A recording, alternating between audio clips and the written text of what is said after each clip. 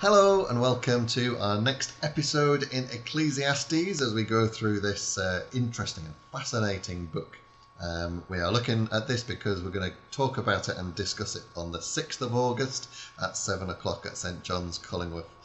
So do come along and join us for our Bible book group there. We're going to talk too about the Song of Songs, the Song of Solomon.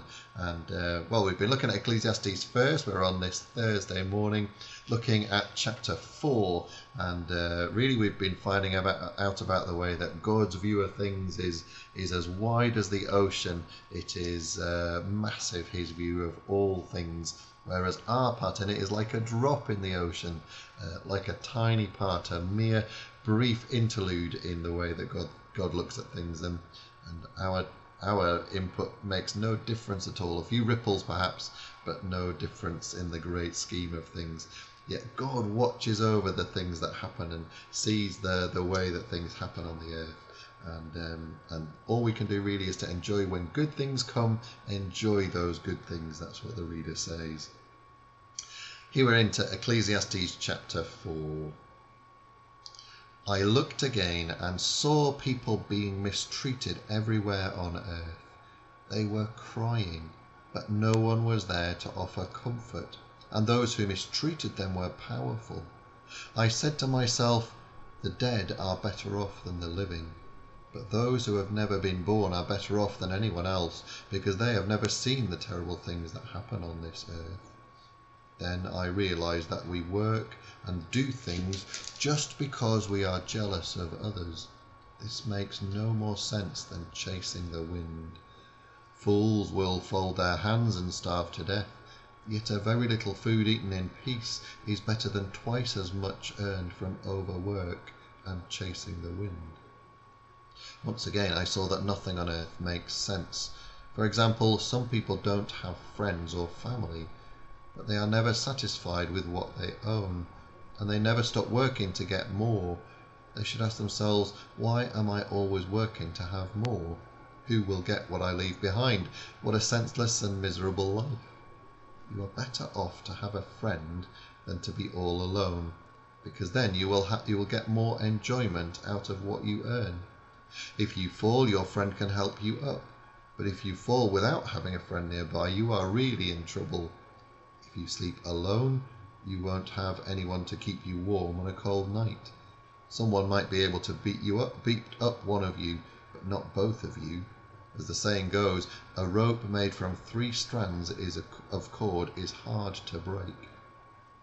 You may be poor and young, but if you are wise, you are better off than a foolish old king who won't listen to advice. Even if you were not born into a royal family and have been a prisoner and poor, you can still be king. I once saw everyone in the world follow a young leader who came to power after the king was gone. His followers could not even be counted, but years from now no one will praise him. This makes no more sense than chasing the wind. There is real wisdom in this. It is called wisdom writing, and it is wisdom from the point of view that it's looking at the world and seeing it for what it is. And this bit at the beginning about that I saw violence everywhere on earth and injustice instead of fairness and justice that we heard yesterday, and the way that it says, I looked again and saw people being mistreated everywhere on earth, crying, but there was no one was there to offer comfort. I mean, that's just like watching the news. And those are only the places that we see. It's very easy to see the reality of what the writer is saying here. That the dead are better off than the living. We know the reality of that in places that we see. And people here too feel, I'd be better off not here than facing the things that I face. And, but I love this bit where it says, fools will fold their hands and starve to death. Yet a little food eaten in peace is better than twice as much earned from overwork and chasing the wind. So better to eat in peace something that you have rather than to work harder than you should do in order to get something that you won't really enjoy. That's those, I mean, it's classic, isn't it? Those people who work really, really hard through life and then don't enjoy the benefits of what they do. It's like trying to get that balance. It's all about work-life balance, isn't it? That's what we hear a lot about. And, you know, there's, again, this sense of it's no good working all the hours of the day and not having any friends. Better to have a few friends and be poorer, because it's more important, it's more valuable to have a friend than to have riches. What good do riches do to you? It's better to have friends, even though your friendship is fleeting, but ultimately so is your riches, it says.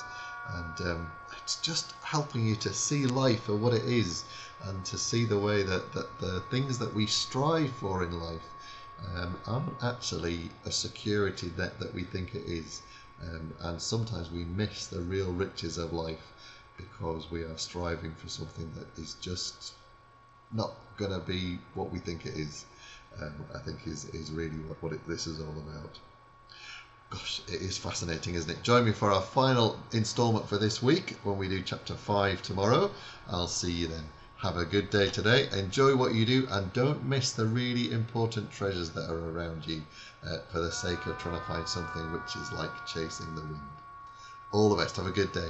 God bless. Bye-bye.